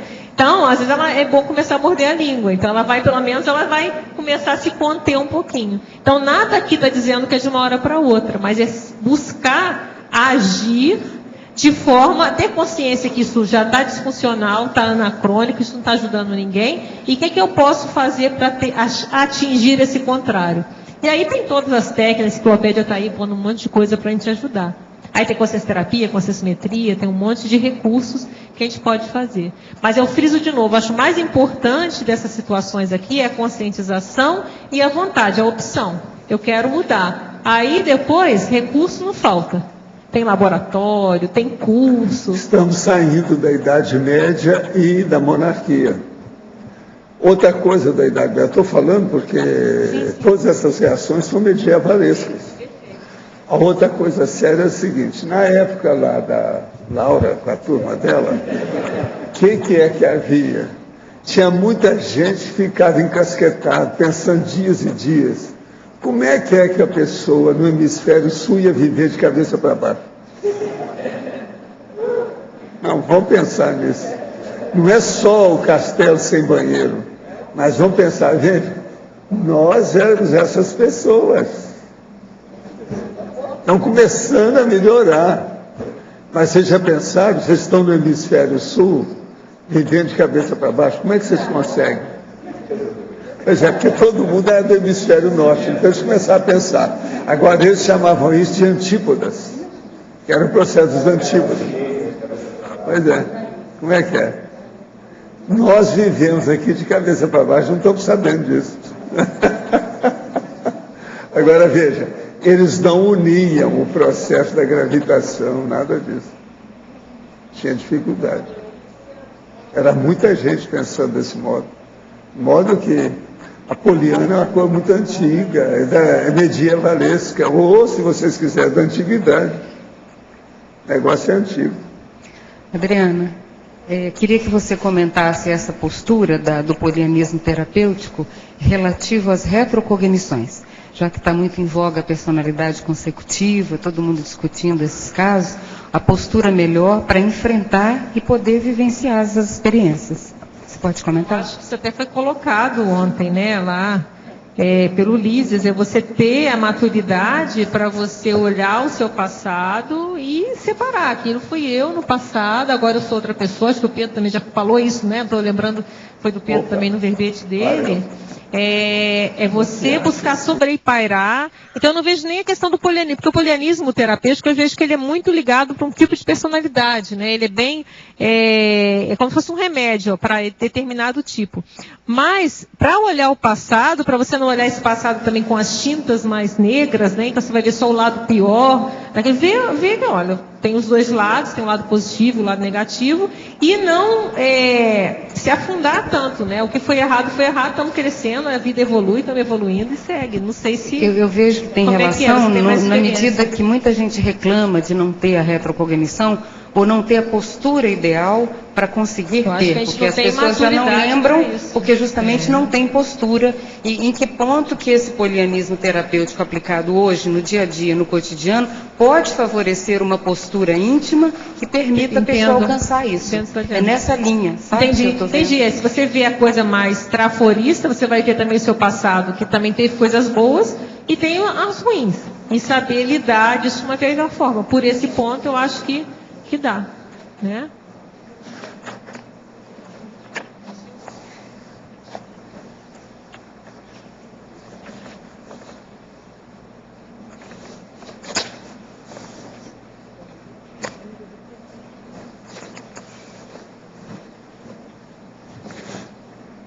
Eu acho, sim, pode falar.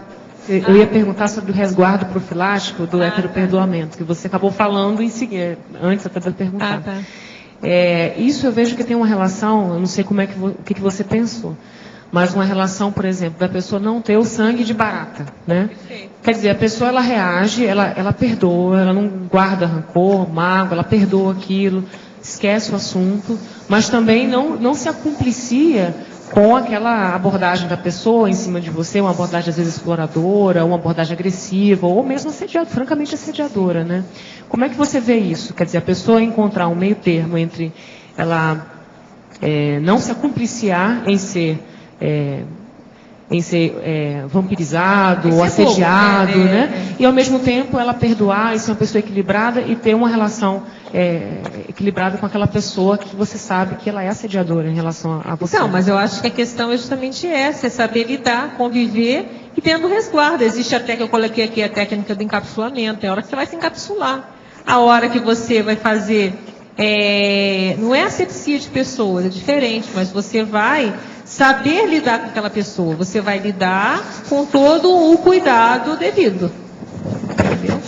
Sem negar assistência se precisar, mas sabendo também que você não vai deixar que ela te manipule. Então você vai dar todas as vamos dizer, as defesas. Então você vai trabalhar, vai fazer o que tem que fazer. Agora eu acho muito sério isso, eu acho que a gente deve fazer isso, é importante se precaver para não se... Aí entra a vitimização, aí senão você acaba permitindo se tornar vítima. Mas é importante a gente também ir reatualizando, porque as pessoas mudam. Pode ser que essa pessoa não mude, mas pode ser que as pessoas reciclam. Então também cuidar para a gente não congelar um parecer. Quer dizer, a pessoa reciclou, às vezes ela mudou. Então, eu acho que esse jogo, por isso que falo de discernimento o tempo todo, sabe? Porque a gente tem que saber, ao mesmo tempo a gente se defende, mas vai vendo, olha, peraí, mas será que isso aqui está melhor? E vai indo com cuidado, mas também não fechou aquela coisa, não quero saber, nunca mais quero ver na minha frente. As pessoas mudam, né? Então, isso eu acho muito delicado, sabe, Silene? Mas eu vejo que é o grande aprendizagem nossa para conviver, para ter um convívio sadio. Porque, na verdade, se a pessoa ela entra num resguardo nesse nível, sem atualização, significa que a pessoa tem um rancor. Ela tem uma mágoa. Perfeito, acabou não perdoou, né? Acabou não perdoando, criou, indo por esse lado, acho que você está correta. E no momento que você abre, mas você tem o resguardo, mas está atento às reciclagens que a pessoa faz, aí já melhora. Aí você vai, abre um pouquinho, vê se deu, se não deu, você, opa. Então, isso aí são as regras da convivência que não é fácil para ninguém, a gente está aprendendo, né? Ainda mais que a gente convive todo mundo o tempo todo, a gente vai aprendendo. O senhor comentou em tertúlia passada que a conscincoginossoma tem mais facilidade, mais potência, maior traquejo para mobilizar e utilizar as energias conscienciais. Quais características fisiológicas confere esse trafora às consciências ginossomáticas? Primeira coisa é o processo hormonal e o problema da parturição. O problema dela ter a gestação humana. E o processo da afetividade natural. Você tem que lembrar que a mulher, quando engravida, ela só depois de 6 meses depois que ela dá à luz, que ela volta a ter os processos de uma noção mais lúcida dentro do problema. Por quê? Porque as energias dela estão todas com confluência e convergência para o nascimento do rebento, do filho, da filha. Quer dizer, o processo do feto. Então, veja, isso aí muda tudo. O homem não tem isso. O homem, ele é inteiriço, liso, direitinho, equilibrado, a coisa toda, se ele quiser, o tempo todo. Não há interferências no processo. Porque o caso aí de hormônio não é uma interferência simples, vamos dizer assim, emocional, comocional, psicossômica, não. Ele é visceralmente, literalmente brabo em matéria de órgãos e sistema. Mexe com tudo. Veja, a mulher fica mais burra durante o período da gestação. Agora, eu já falava isso desde que eu comecei a estudar medicina, na década de 50. Só agora, recentemente, que eles fizeram muita pesquisa e chegaram à conclusão que realmente o QI cai. E só se resgata, em média, 6 meses depois do nascimento, depois do parto. Então, veja, mas isso ajuda demais a mulher. Entende? Porque o problema dos altos e baixos. É igualzinho meu caso, por exemplo, quebraram a minha cabeça toda quando eu nasci. Isso me ajudou. Eu fiquei maduro antes do tempo. Entende? A mesma coisa é o caso da mulher. Só aqueles negócios que a gente fala, que há males que vêm para bem. Então, a parturição, até um certo ponto, melhorou o processo do girossoma na Terra. Isso é um caso sério, a gente tem que reconhecer. Outra coisa, a maioria que está aqui conosco, que é a turma dos zerados, há uma predominância o tempo todo de mulher sobre homem. Como é que você explica isso? Mas como? Mas como? No verbete do dicionário, observa-se a repetição da palavra pessoa 4 vezes nas 4 primeiras linhas do segundo parágrafo, o que foge do rigor formal de todas as suas obras anteriores. Poderia comentar qual a intenção desse estilo coloquial dentro da técnica do conforto? Qual a vantagem teática desse estilo? Não. É porque eu estou deixando isso para compor o verbete com vocês. Olha aqui, ó. E está dando certo. Isso aqui é o nosso amigo João Paulo que fez hoje. Ele está começando a entender. Com isso, ele fez a mega análise dessa página. Tem 8 termos aqui extremamente importantes para a gente estudar o texto. Não parece nada, é aí que é o X. Estuda, você está entendendo? É o mata-burro. Agora, em matéria de revisão, existe a questão do pelo, 2 dessas pessoas que são conscientes, tem a tolicezinha que está faltando um e tem também a dispersão consciencial no fim que não foi colocado. Só aqui tem 5 revisões diretas. Mas agora aqui, nessa questão da análise, agora, hoje, pela primeira vez, é que o João entrou nesse nível. Então, eu estou falando com ele. Ele tem que pegar todo dia e fazer essa apreciação da mega análise. Ele já fez uma listagem aqui. A listagem tem dezenas de itens que pode colocar. Ó. Essa aqui, ó, pegou muita coisa. Para vocês terem uma ideia, essa página tem 6 algarismos, 5 coloquialismos, 2 diminutivos, 3 expressões compostas. Essas expressões compostas, você tem que mudar isso lá e colocar bivocabulários. Elas são, geralmente, é um substantivo com adjetivo. Outra coisa, a extensão das linhas 35, italizações 7, logias 5, maiúsculas 8, metáforas 1, negritos 4, objetos 8, palavras sesquipedais 1, parágrafos 4, patologia 11, prefixo 4, repetições 5, sublinhamentos 1, superlativos 1, técnicas 2 e toponímias 2. Ao todo tem 86 itens que chamaram a atenção. Então, dá um total de 35, dá 2,4. Quer dizer, essa página tão simples que está aí, está dentro do contexto, sim. Agora, preciso fazer as revisões desse assunto. Agora, outra coisa, que talvez fosse o caso de eu mostrar para vocês, é que existe aí um quadro para o dicionário, que isso é só quando a pessoa for ler que ela vai entender. Está aqui, esse quadro. O quadro, o que significa? Dicionário de argumento da conscienciologia, as 4 categorias das divisões. Então tem 4 divisões, 5 divisões, 6 divisões e 7 divisões. 4 são introdução, premissa, argumentação e conclusão. Esse é o básico. Agora, se acrescenta uma no fim, é 5, adendo. Se acrescenta outro, penúltimo, é a complementação. E se acrescenta uma na segunda para 7 divisões, é enunciado. Então, isso é rígido. Todas elas estão nesse nível. Com 4 dessa, nós estamos tentando fazer um resumo do processo da enciclopédia. Na enciclopédia eu precisei de 70 seções, com 6 divisões básicas, mais grandes. Aqui não. São 4 divisões rígidas.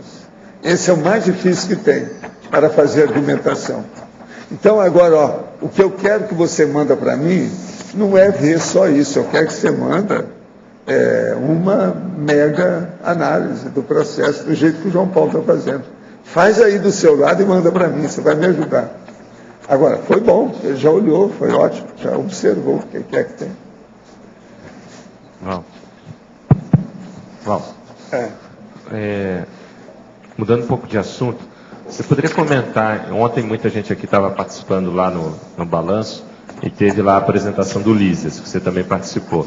Você poderia comentar, fazer a sua análise do ponto de vista extrafísico, o que você observou de uma forma geral? Foi o melhor evento que nós já tivemos de conscienciologia aqui. Eu estava vendo a de Menero o tempo todo com todo mundo, a partir do Lísias e de vocês lá na frente. Então foi ótimo.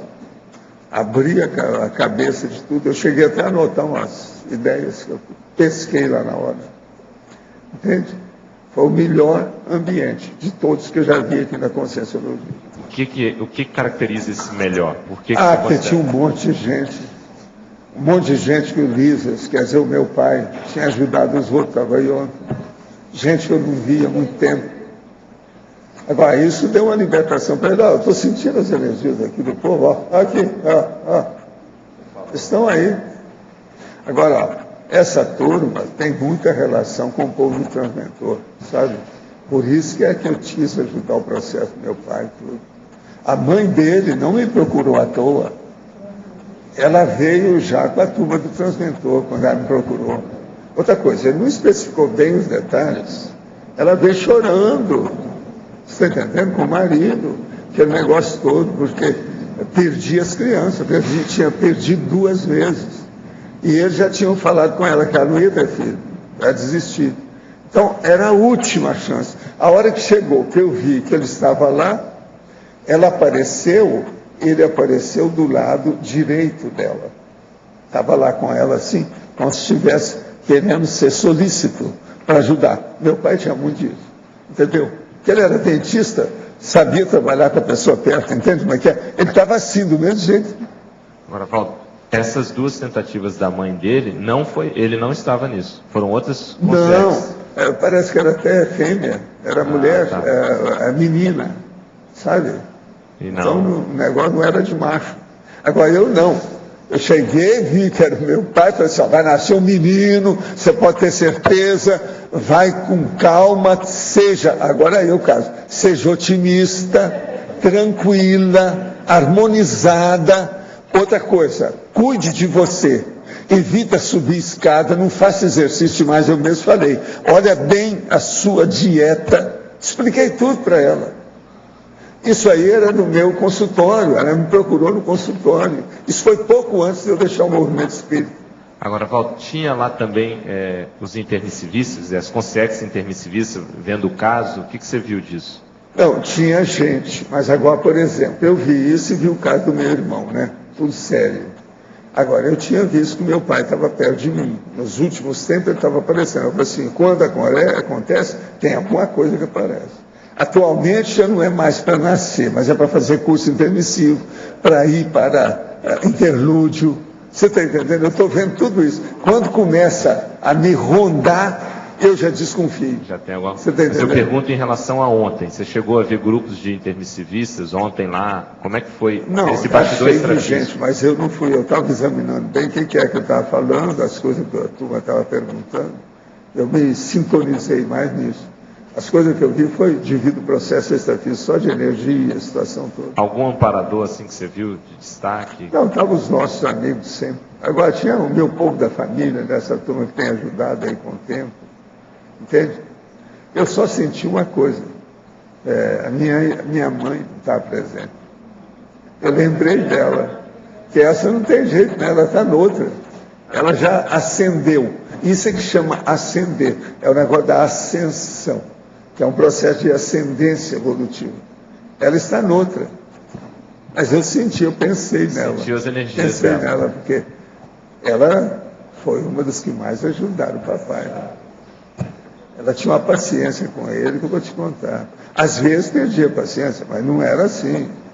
No geral? Não, no geral, eu vou te contar. E outra coisa, tinha que segurar os amigos dele todos. E aceitou ele de volta também, né?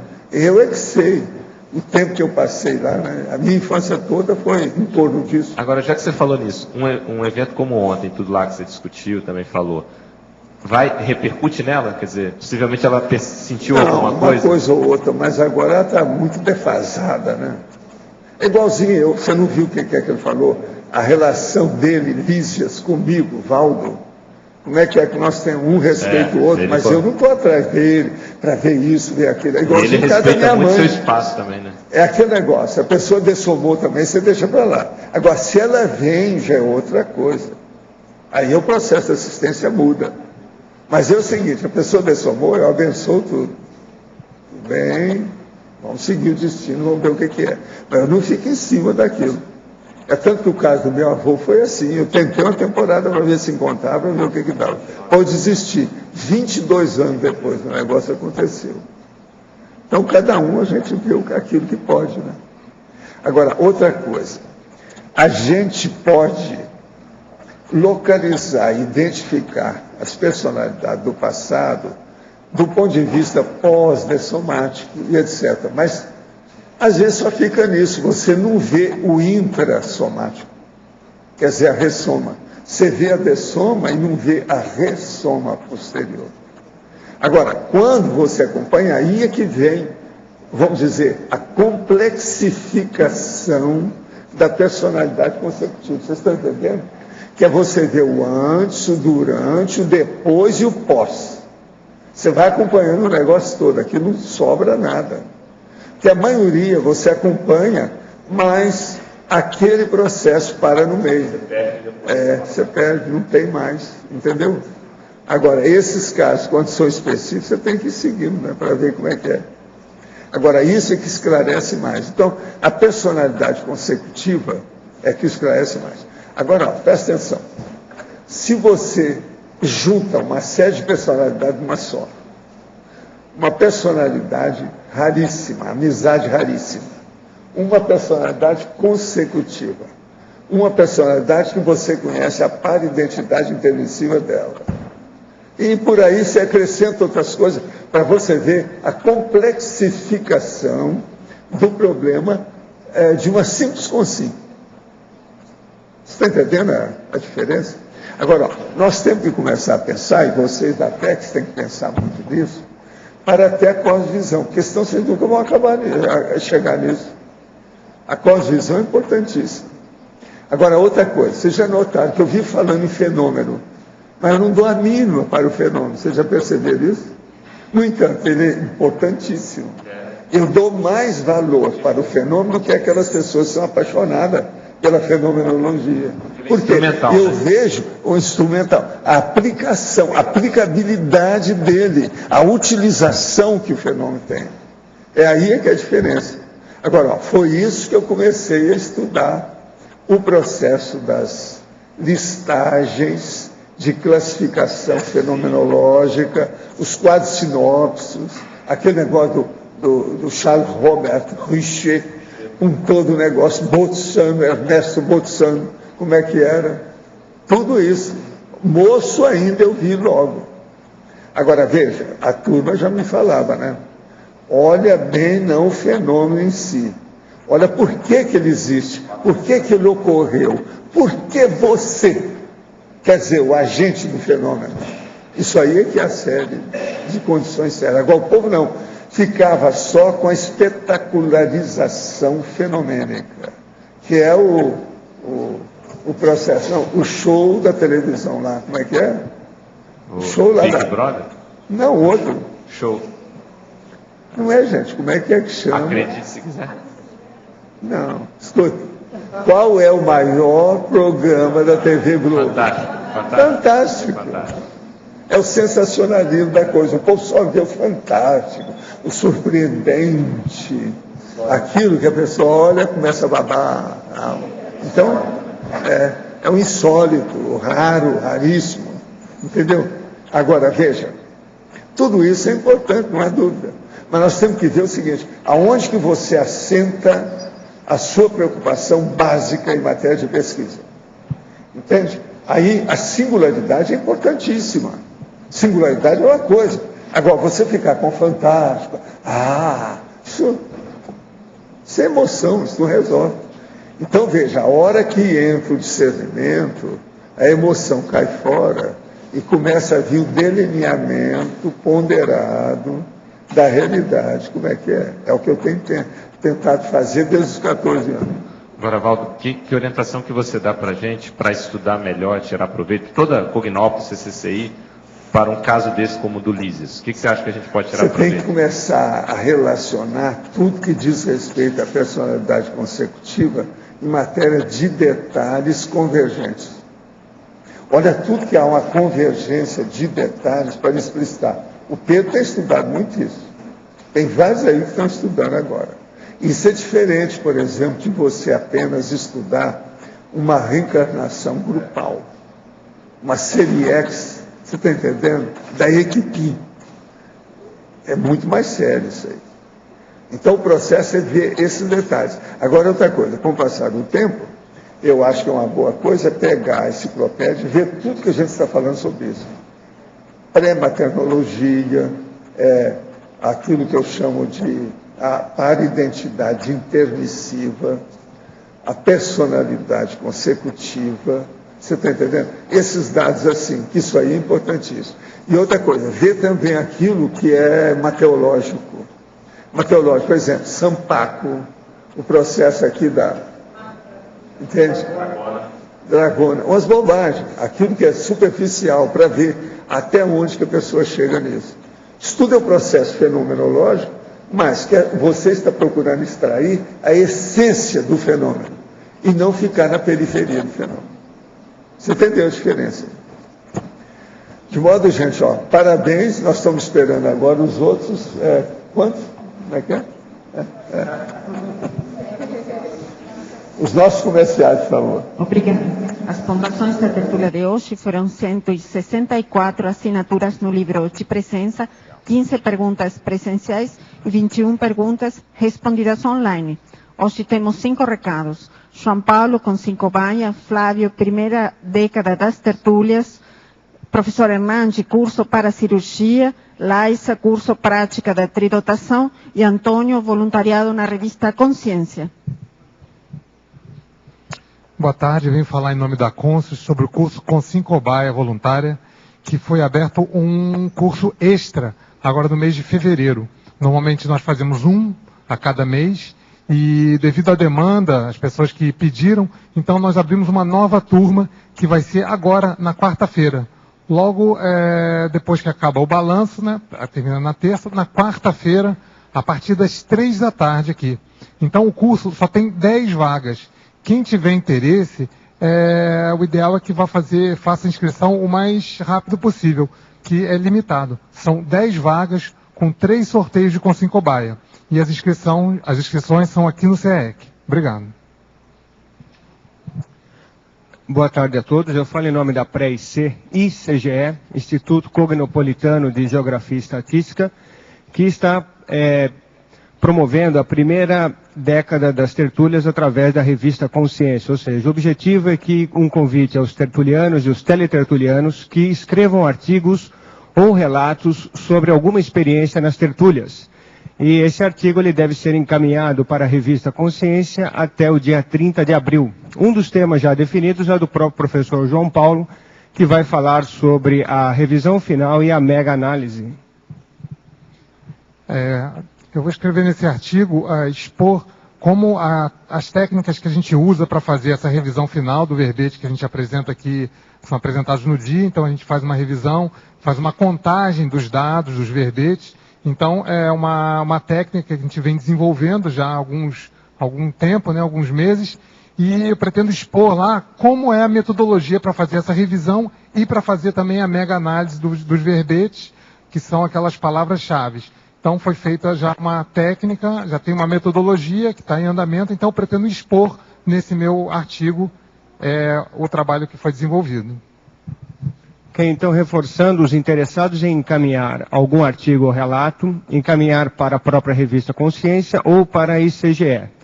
icge@icge.org.br. A ICGE, ela tem o intuito de registrar as realizações das instituições conscienciocêntricas nas cognópolis. Então, o objetivo é que a gente deixe essa data como um registro histórico das tertúlias. Obrigado.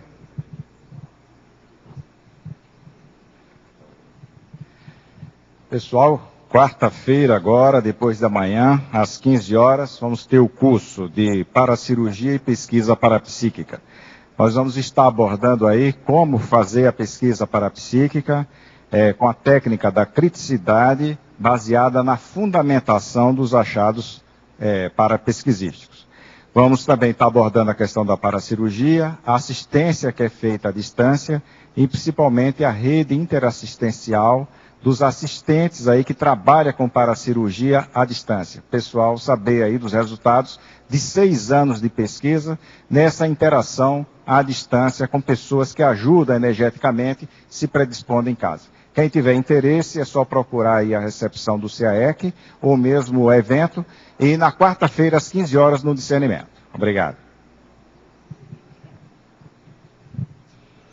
Boa tarde, gostaria de convidar a todos para a sequência dos eventos da semana da Max Proexis participarem do curso Prática da Tridotação na Invexis. O curso Prática da Tridotação, ele ocorrerá do dia 23 ao dia 26, de quinta a domingo. Neste curso, nós elegemos a biografia JK e os bastidores da construção de Brasília como obra a ser estudada e, através do estudo dessa obra, exercitar os atributos da intelectualidade.